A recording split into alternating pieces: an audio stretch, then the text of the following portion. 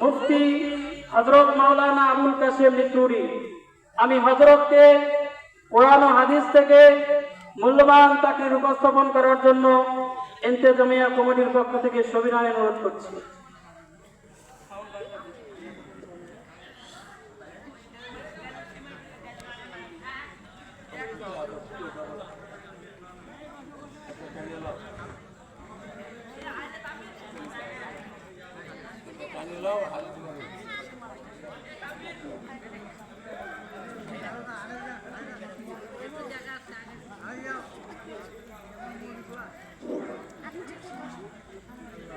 السلام عليكم ورحمة الله وبركاته.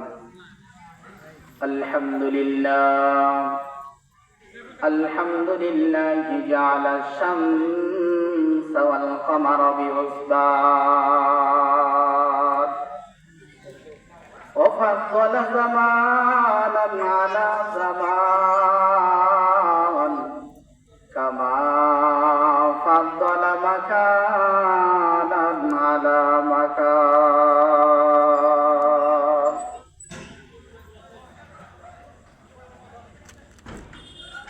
ونشهد أن لا إله إلا الله وأشهد أن محمدا عبده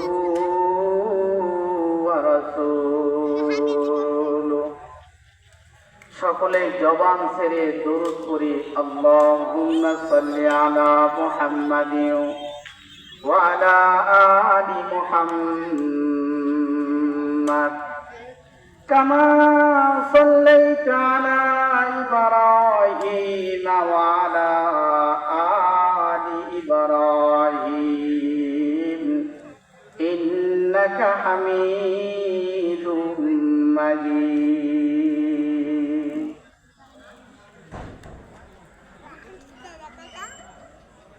وعلى آله وأصحابه أجمعين. أما بعد فأعوذ بالله من الشيطان الرجيم. بسم الله الرحمن الرحيم.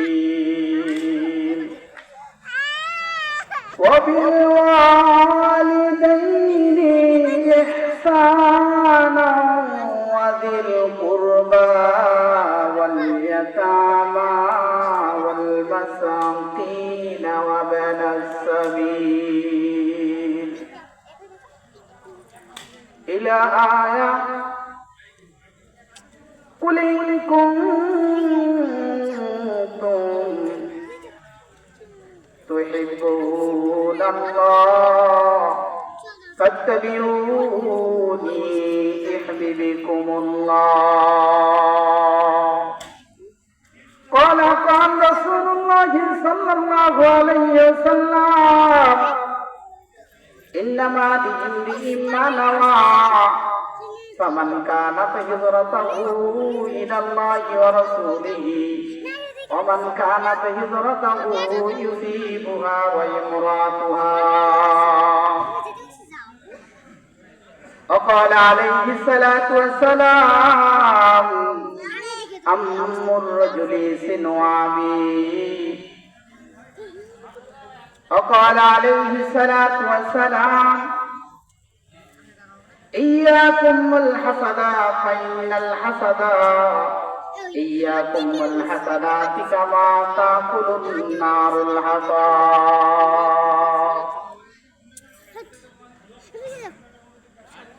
আচ্ছা মানুষ বলো দেখি, হায়রে আচ্ছা মানুষ বলো দেখি, রাত্রি কেন কালো?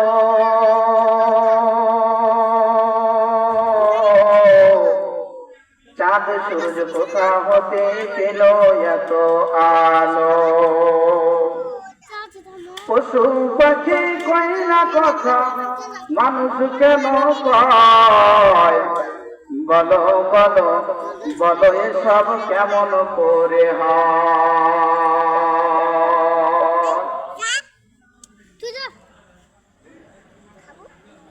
ইলমে চন্দা इल्म चंदा आके बिस्तर खानी जो अमल दर तुलिसी नादानी ना मोहब्बा बुझे ना दाना से मन चारु पाए बरु किताबे चान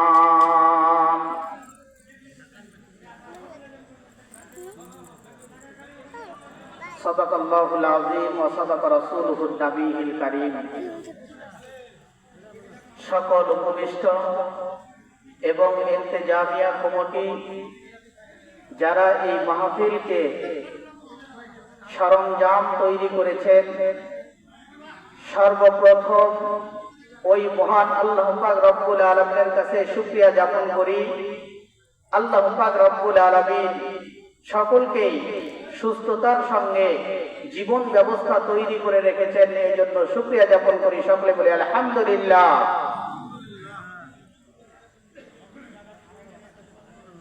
আসলে শুকরিয়া আদায়ের শেষ নাই। আল্লাহ পাক রব্বুল আলামিন দুনিয়ার বুকে অসংখ্য ঝামেলার মধ্য দিয়ে জীবনকে অতিক্রম করতে গিয়ে আল্লাহ পাক রব্বুল আলামিনকে চিনে বুঝিয়ে চলতে হবে।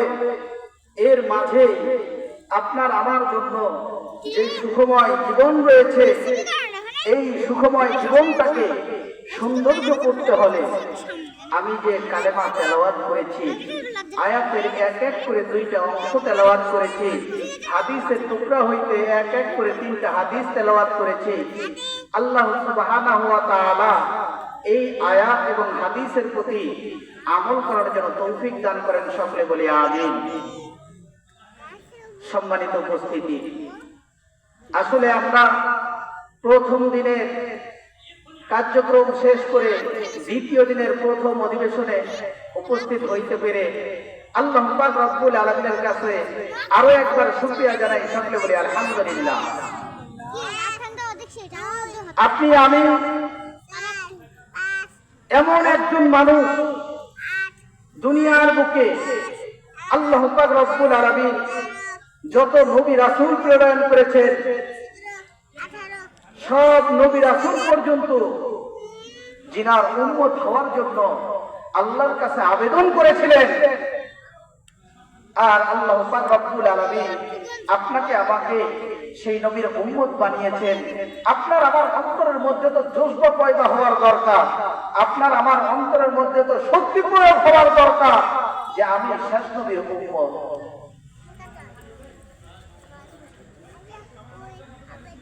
আসলে আপনি আমি শেষ নবীর উম্মত হতে পেরেছি এই জন্য যে আপনার আমার অন্তরের মধ্যে আনন্দ আসবে। আনন্দ আসার একটা যে রাস্তা রয়েছে, এই রাস্তায় আপনি আমি তার বেড়া দিয়ে বসে রয়েছি। কোনটা সঠিক, কোনটা ব্যাঠিক, কোনটা চলবে, কোনটা চলবে না, কোনটা হালাল, কোনটা হারাম, কোনটা জায়েজ, কোনটা না জায়েজ, এটা পর্যন্ত আপনি আমি পৃথক করতে পারি।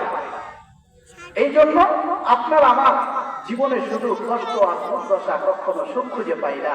আসলে জন্মভূমি থেকে নিয়ে শুরু করে আজ পর্যন্ত যারা যুবক সন্তান এমন গুনাহ করে, যে গুনাহটা যারা যুবক সন্তান এমন গুনাহ করে, যারা বৃদ্ধ হয়ে গিয়েছে তারা এমন গুনাহ করেছে যে গুনাহটা বাবাই জানলে সন্তান হিসাবে পরিচয় দিতে চাইবে না। এমনও গুনাহ করেছি যে গুনাহটা মা যদি জানে, মায়ে কখনো সন্তান হিসাবে গণ্য করবে না। এত গুনাহ করা সত্ত্বেও আপনি আমি দুনিয়ার বুকে সব কিছু আল্লাহ পাক রব্বুল আলামিনের দেওয়া নাম নিয়ামতগুলো ভক্ষণ করতেছি, খাইতেছি, চলতেছি, ফিরতেছি, সব কিছু করতেছি, কিন্তু আল্লাহ পাক রব্বুল আলামিন আপনাকে আমাকে যে উদ্দেশ্য করে দুনিয়ার বুকে প্রেরণ করেছে, সেই উদ্দেশ্য আপনি আমি হাসিল করতে পারতেছি না। আল্লাহ পাক রব্বুল আলামিন প্রত্যেকটা মানুষকে দুনিয়ার বুকে প্রেরণ করার সঙ্গে সঙ্গে তার উপর যে নিয়ম নীতিমালা রয়েছে, শরিয়ার হুকুম রয়েছে। এই শরিয়ার হুকুমগুলো যদি ভাবে আদায় না করতে পারে, তাহলে শরিয়ার কোনো ক্ষতি হবে না। যেই ব্যক্তি আদায় করতে পারলো না, তার মতো দুর্ভগ, তার মতো কপাল পোড়া আর এই আল্লাহর জমিনে কেউ থাকবে না। কথা বলেন ঠিক কিনা? আমি যে আলোচনাটা আপনাদের সম্মুখে তুলে ধরতে চেয়েছি, আল্লাহ পাক রব্বুল আলামিনের কাছে প্রত্যেকটা মানুষ শুধু শান্তি চায়, শান্তি চায়, শান্তি চায়, কিন্তু শান্তি অন্তরেই আসে না, বাহিরে আসে কেমন করে? আপনি আমি কেমন করে শান্তি পাবো? ঈমান যদি আপনার আমার মজবুত হয়, তাহলে এমনিতেই আপনার আমার কলমের মধ্যে শান্তি চলে আসবে। এই জন্য কবিরা কবিতার মাধ্যমে আবৃত্তি করে বলেন, কোটি টাকার মালিক দেখো, হাইরে কোটি টাকার মালিক দেখো, অভাব হয় না দূর, গরিব ঘুমায় আরামেতে মনটা বাহাদুর। লক্ষ লক্ষ টাকার মালিক হয়েছে, ব্যাংক ব্যালেন্সে অভাব নাই, কিন্তু অন্তরের মধ্যে শান্তি নাই। টাকার জপ্রিয় অঙ্ক কষাইতে কষাইতে রাত্রি শেষ হয়ে যায়। যখনই 4টা বেজে যায়, ঘুম চাপিয়ে আসে, শয়তান তখনই তার কানের মধ্যে যায় বলে, ফারকুত আলাইনা লাইলুন তবিলুন, ও এখনো তো রাত গভীর রয়েছে, কেন উঠতে যাবে? শয়তান যখন মুমিনকে ধোঁকা দেয়, তখন ওই রাত্রিবেলা ওই মানুষের শরীরের মধ্যে হাত লাগাইয়া, মাথা বোলাইয়া শয়তান ওয়াসওয়াসা দিবার জন্য এই শব্দগুলো ব্যবহার করে। ফারকুত আলাইনা লাইলুন তবিলুন, এখনো রাত লম্বা রয়েছে, ওঠার দরকার নাই। কিন্তু যেই ব্যক্তি নিজের জীবনের সাথে যুদ্ধ করে, নিজের নফসের সাথে যুদ্ধ করে যেই ব্যক্তি নিজেকে কন্ট্রোল করতে পারবে, সেই ব্যক্তি কামিয়াব অর্জন করতে পারবে। আর যে ব্যক্তি শয়তানের ওয়াসওয়াসায় পড়ে যাবে, সেই ব্যক্তি দুনিয়াও বরবাদ হয়ে যাবে, পরকালও তার জন্য বরবাদ হয়ে যাবে। এই জন্য বিশ্ব নবী সাল্লাল্লাহু আলাইহি ওয়াসাল্লামকে চিনতে হবে, মহব্বত করতে হবে। আমি যে আয়াতটা তেলাওয়াত করেছিলাম, কুল ইন কুনতুম তুহিব্বুনাল্লাহ ফাত্তাবিউনি ইহবিবিকুমুল্লাহ। একটু দেখে মেয়েটা যেন না আমারে। আল্লাহ পাক রব্বুল আলামিন ডাক দিয়ে কোরআনের মধ্যে বলে, ও দুনিয়ার মানুষ রে, যদি তোমরা আমাকে ভালোবাসতে চাও, আমার প্রেমিক হতে চাও, তাহলে আমার পুস্তকেই আগে ভালোবাসতে হবে। বিশ্বনবী সাল্লাল্লাহু আলাইহি ওয়াসাল্লামকে যে দিল দিয়ে, মন দিয়ে, দেহ দিয়ে, অর্থ দিয়ে সব কিছু ব্যয় করে ভালোবাসা প্রমাণ দিতে পারবে, সে নবীর সঙ্গে সঙ্গে আল্লাহরও ভালোবাসা পেয়ে যাবে। সুবহানাল্লাহ। এই জন্য নিজের ঈমানটাকে মজবুত করার জন্য শিল্পীরা সুন্দর একটা সঙ্গীত আবৃত্তি করেছেন। সঙ্গীত বলবো কি? সঙ্গীত শুনতে মনে চায়? তাহলে সকলে একসাথে বলতে হবে। নাস্তিকতা নিপাত দিন ইসলাম জিন্দাবাদ, নাস্তিকতা নিপাত দিন ইসলাম জিন্দাবাদ, কোটি প্রাণে কি আওয়াজ, নাস্তিকতা নিপাত দিন ইসলাম জিন্দাবাদ, নাস্তিকতা নিপাত দিন ইসলাম জিন্দাবাদ, কোটি প্রাণে কি আওয়াজ, খোদার দহি ছাড় পাবে না, এই বাংলায় ঠাই হবে না, মুসলমানরা জেগেছে আজ। তোলো তোলো আওয়াজ তোলো, জোর কদমে সামনে চলো, সবাই মিলে একই তালে দাও না স্লোগান, এই নারায়ে তাকবীর। আসলে যে তাকবীরটা দিবার প্রয়োজন ছিল, আমরা সকলে বোধহয় অসুস্থ, শরীরের মধ্যে বোধহয় শক্তি নাই। যদি যে ব্যক্তি আল্লাহকে ভালোবাসতে চায়, নবীর ভালোবাসায় সে নিজের জীবনটাকে বিলীন করে দিতে চায়, আমি দেখতে চাই নিজের শক্তির বলে আল্লাহকে ভালোবেসে নবীর স্লোগানে, শক্তির সঙ্গে স্লোগানে উত্তর এবং জবাব দিতে হবে। তোলো তোলো আওয়াজ করো ঝোঁকদমে সামনে চলো সবাই মিলে একই তালে দাও না স্লোগান নারায়ে তাকবীর নারায়ে তাকবীর। মেয়েটাও নাই মেয়েটা অনেক গেল কে ওই মেয়েটা একটু ছিল না পরে একটা মুসলমানের এই দেশেতে নাস্তিকদের ঠাঁই নাই, নাস্তিকদের পক্ষে যারা তাদের কোনো রক্ষা নাই। কথা ঠিক কিনা? মুসলমানের এই দেশেতে নাস্তিকদের ঠাঁই নাই, নাস্তিকদের পক্ষে যারা তাদের কোনো রক্ষা নাই। মুসলমানের এই দেশেতে থাকতে যদি চাও, মুসলমানের এই দেশেতে থাকতে যদি চাও, কোরআনটা বুকে ধরে আঁকড়ে ধরে না। কথা ঠিক কিনা? তোলো তোলো আওয়াজ করো ঝোঁকদমে সামনে চলো সবাই মিলে একই তালে দাও না স্লোগান নারায়ে তাকবীর নারায়ে তাকবীর। আল্লাহ পাক রব্বুল আলামিন পবিত্র কোরআনের মধ্যে উল্লেখ করে বলেন, ও দুনিয়ার মানুষ রে, তোমরা যদি আমাকে ভালোবাসতে চাও,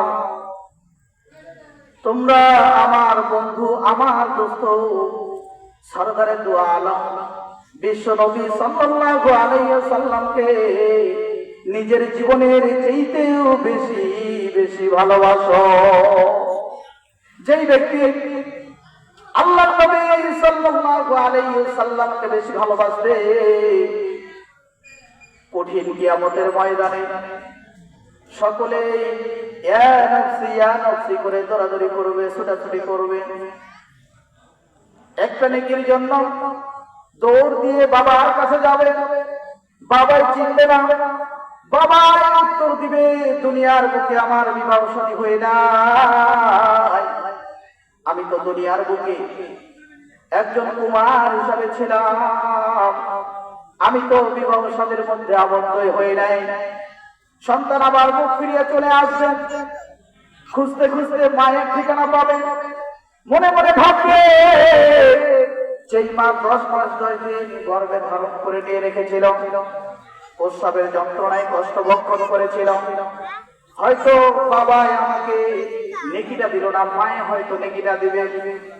কঠিন কিয়ামতের ময়দানে সন্তান খুঁজতে খুঁজতে মার কাছে যেয়ে দাঁড়িয়ে যাবে, মায়ের পাশে দাঁড়িয়ে বলবে, মা ও আমার জনম দুঃখী মা গো,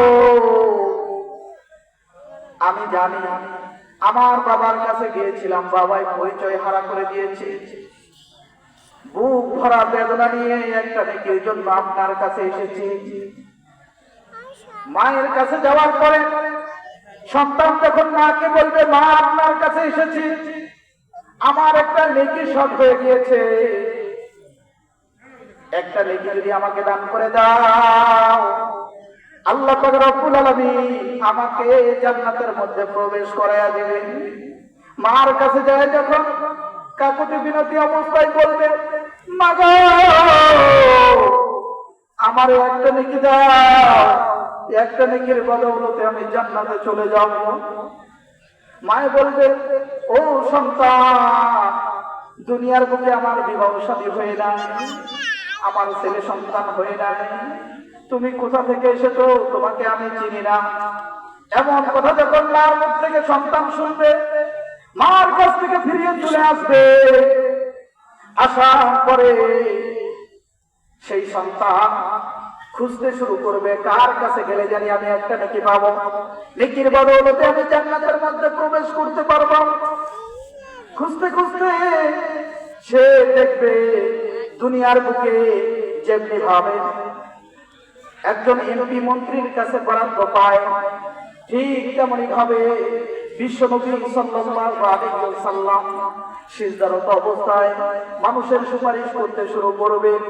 যখন মানুষের সুপারিশ করবে, সে তাকায় দেখার সঙ্গে সঙ্গে আল্লাহর নবী সাল্লাল্লাহু আলাইহি ওয়াসাল্লামের কাছে যাওয়ার জন্য চেষ্টা চালাইতে শুরু করবে।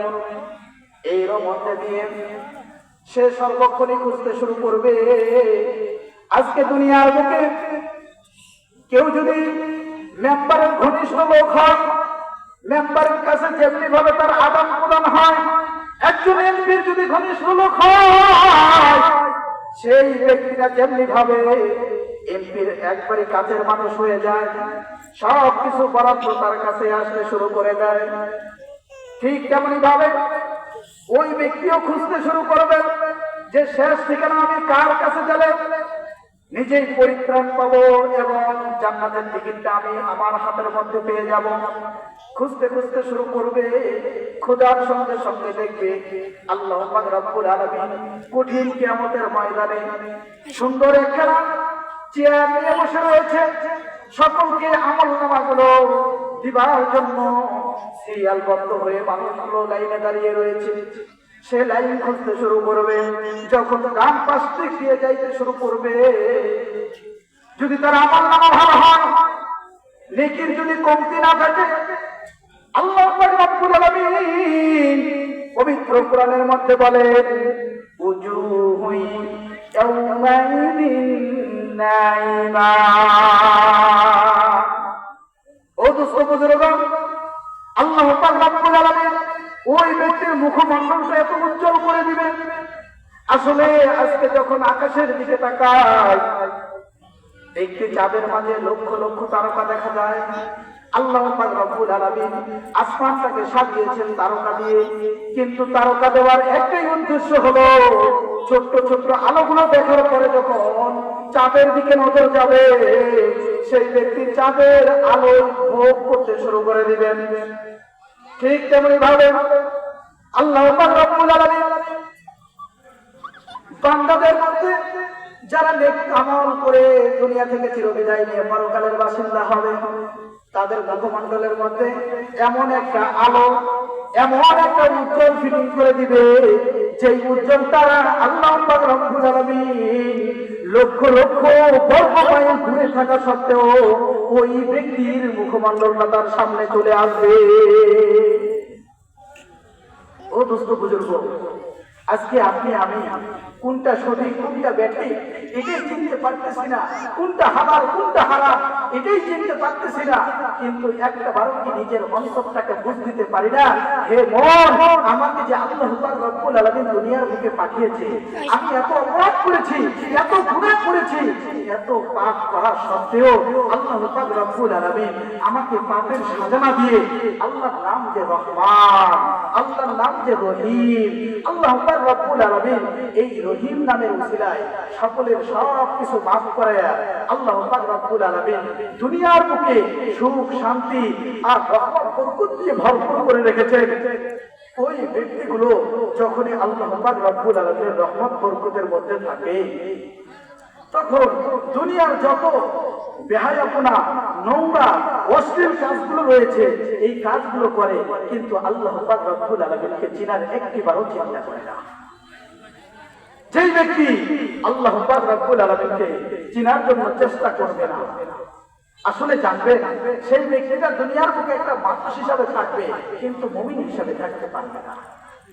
মুমিন হওয়ার জন্য যে শর্ত রয়েছে, যে রোপণ রয়েছে, যে নীতিমালা রয়েছে, এই নীতিমালার রোপণগুলো তখনই আসবে যখন ওই মানুষটা পরিপূর্ণ ঈমান হাসিল করতে পারবে, ঈমানী অবস্থায় চলবে। আসলে আজকে বাংলার জমিনে মুসলমানের অভাব নাই, কিন্তু আল্লাহ পাক রব্বুল আলামিনের মুতাওয়াক্কিল হয়ে নামাজে দাঁড়িয়ে মুশাহাদা মুরাকাবা করবে। নামাজে দাঁড়াইলে তো মুশাহাদা আর মুরাকাবা দূরের কথা, নামাজে দাঁড়াইলে শুধু মনে হয় যে কার কাছে কয় টাকা যদি পাবো, আর যদি ব্যবসায়িক হয় তাহলে তো মানে অভাব নাই। দুশ্চিন্তা যে অন্তরের মধ্যে আসবে, এই দুশ্চিন্তার অভাব নাই। দুশ্চিন্তা আপনি আমি তখনই কাটাইতে পারবো যদি আপনি আমি পরিপূর্ণ ঈমানওয়ালা হতে পারি। তখনই আপনি আমি পরিপূর্ণ ঈমানওয়ালা হতে পারবো। এই জন্য আল্লাহ পাক রব্বুল আলামিনের রেজাবন্দি করার জন্য আল্লাহ পাক রব্বুল আলামিন আপনাকে আমাকে দুনিয়ার বুকে পাঠিয়েছেন। আল্লাহ পাক রব্বুল আলামিনের হুকুম আহকাম পালন করে আল্লাহ পাক রব্বুল আলামিনের যে করণীয়গুলো করলে আল্লাহ এবং আল্লাহর নবী খুশি হবে, এমন কাজ বেশি বেশি করতে হবে। ছোট্ট একটা আমল, এই আমলটা যদি আপনি আমি নিজের নফসের সাথে ব্যবহার করতে পারি, নিজের কলমের সাথে ব্যবহার করতে পারি, তাহলে দেখা যাবে ছোট্ট একটা আমলের বিনিময় আপনি আমি জান্নাতে প্রবেশ করতে পারবো। সুবহানাল্লাহ। ওই দেখো আমলটাকে আমরা শুনতে চাই, আমলটাকে আমরা শুনতে চাই। ছোট্ট আমল। বিশ্বনবী সাল্লাল্লাহু আলাইহি ওয়াসাল্লাম বলেন, আমারে দিবা আল্লাহুম্মা কলবি নূরা, আল্লাহুম্মা ইয়াহদি নূরা, আল্লাহুম্মা আইনু নূরা। সকলকে বলতে হবে আল্লাহুম্মা কলবি নূরা।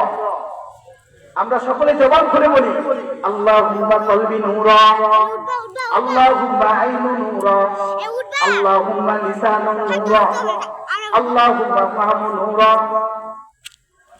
ও বাঙালি মুসলমান, আমি যে আলোচনার মধ্যে ছিলাম, ছোট্ট একটা আমল, এই আমলটা আপনি আমি যদি করতে পারি তাহলে নাজাতের জরিয়া হয়ে যাবে। বিশ্বনবী সাল্লাল্লাহু আলাইহি ওয়াসাল্লাম এই আমলটি বেশি বেশি করতে, আপনি আমিও বিশ্বনবী সাল্লাল্লাহু আলাইহি ওয়াসাল্লামের সুন্নাত মোতাবেক, আপনি আমিও বিশ্বনবী সাল্লাল্লাহু আলাইহি ওয়াসাল্লামের সুন্নাত মোতাবেক এই ছোট্ট আমলটা করব। বিশ্বনবী সাল্লাল্লাহু আলাইহি ওয়াসাল্লাম আল্লাহর কাছে বলতেন, আয় আল্লাহ, আল্লাহুম্মা কলবি নূরা, হে মালিক, ওগো দয়াল আল্লাহ।